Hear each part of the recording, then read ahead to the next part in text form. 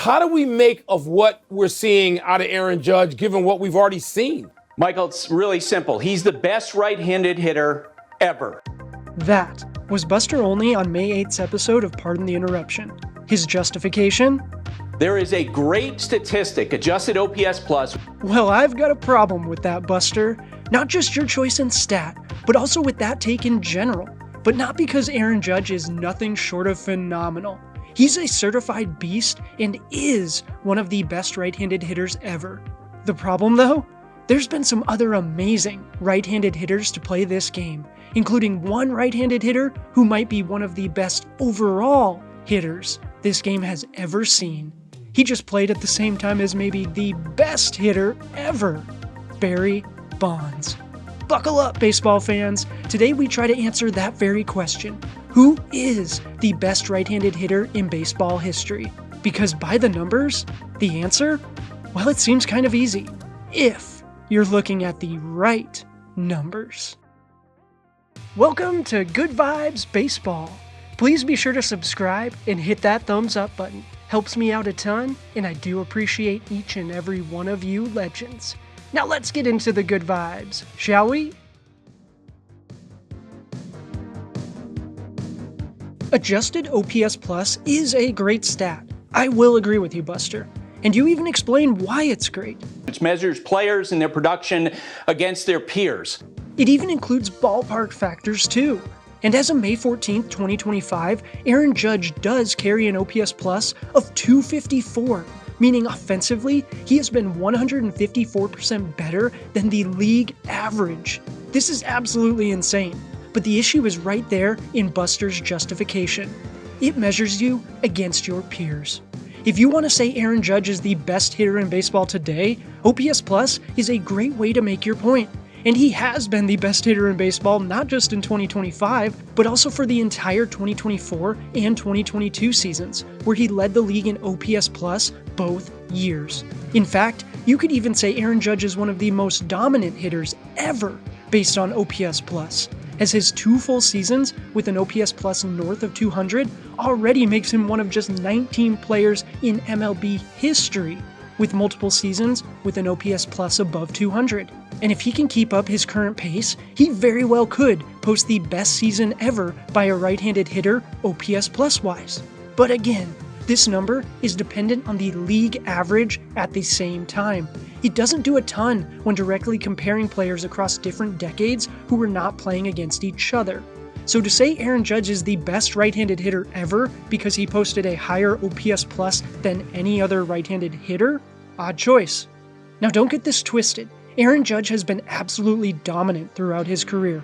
2022, 2024, and now so far to start 2025 in particular. He has been one of the most dominant hitters we have ever seen. And he's done it without scandal, while being a perfect role model and doing it all at a towering 6'7". Dominance at his height alone is something we have never really seen. Frank Howard had a few 40 home run seasons from 1968 to 1970 and still has the career marks in home runs and doubles for players 6'7" or taller, but he never broke the AL home run record. He also never led the league in OPS Plus. Richie Sexson was a beast too, but Aaron Judge? He was not.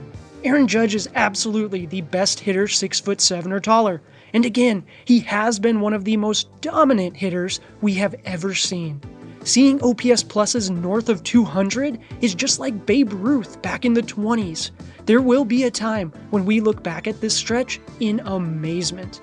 No one is anywhere near Judge right now, but the best right-handed hitter ever? Well, let me ask you this. Did Aaron Judge have the best 10-year stretch by a hitter to open their career in baseball history? Albert Pujols did. Albert Pujols is one of the best hitters of all time, period. His nickname, The Machine, absolutely deserving. Sometimes I think we forget how good he actually was, and I'm guilty of it too. Did you realize that he had the best 10-year stretch to open a career for a hitter ever? He started his career with 10 straight seasons where he hit above 300 with an OPS Plus north of 950 while hitting at least 30 doubles, 30 home runs, and driving in at least 100 runs every single year. No one else in baseball history has more seasons of that caliber. Pujols did it in his first 10 years in the league. In his career, Albert Pujols has more than 3,000 hits, almost 700 doubles, and is one of just 4 players ever to hit at least 700 home runs. He won a batting title, was an 11-time All-Star, won 3 MVPs, and not sure if you noticed, but he's right-handed. So why was Buster so quick to call Judge the greatest right-handed hitter ever? Because Albert Pujols, well, he never posted an OPS plus higher than 192 in his career. And that's because Albert Pujols debuted in 2001, that 10-year run that no one else has ever achieved, 2001 to 2010. Remind me when Barry Bonds' last season was? Oh yeah, 2007. That means, from a hitting standpoint, from 2001 to 2007, the league average had the greatest hitter ever mixed in there. Is it a coincidence that the one year that Bonds didn't play in that stretch, 2005, was the year that Pujols won his first MVP award? Or is it a coincidence that Pujols' best season OPS plus-wise was in 2008, or the first year that Bonds wasn't in the league? Removing Bonds from the equation, and maybe it's Albert with multiple seasons with an OPS plus north of 200. That doesn't even include the other amazing hitters from that era either. McGwire and Sosa were still mashing into the early 2000s. Or what about Ken Griffey Jr., Frank Thomas, and Chipper Jones?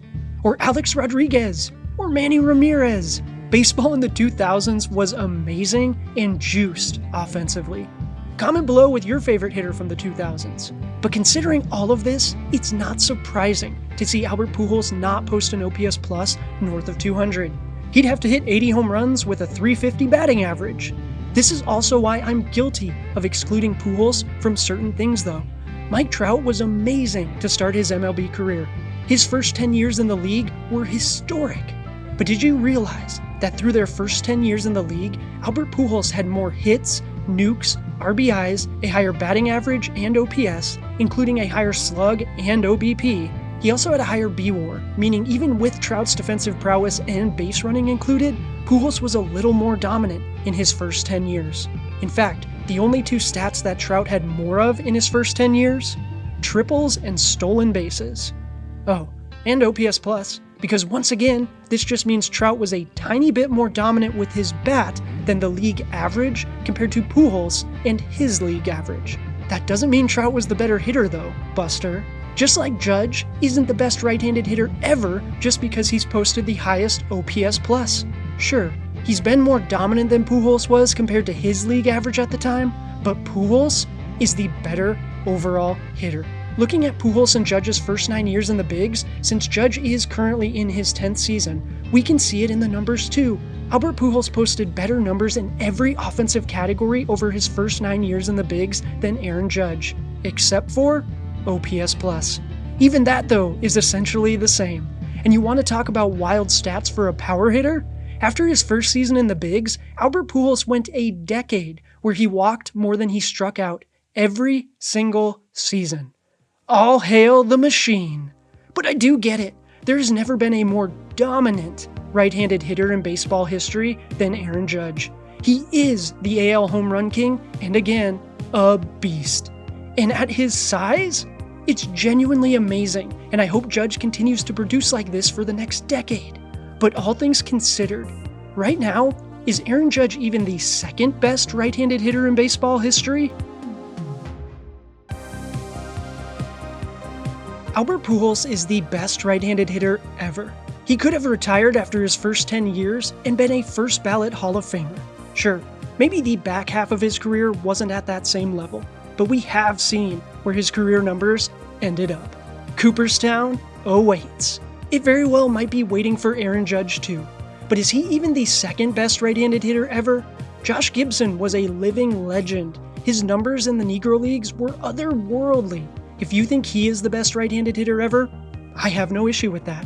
But even in his most dominant seasons OPS-wise, he didn't play that many games. If nukes are your thing, Jimmy Fox and Hank Greenberg were both amazing power hitters back in the day. Greenberg mashed for the Tigers and even served in World War II.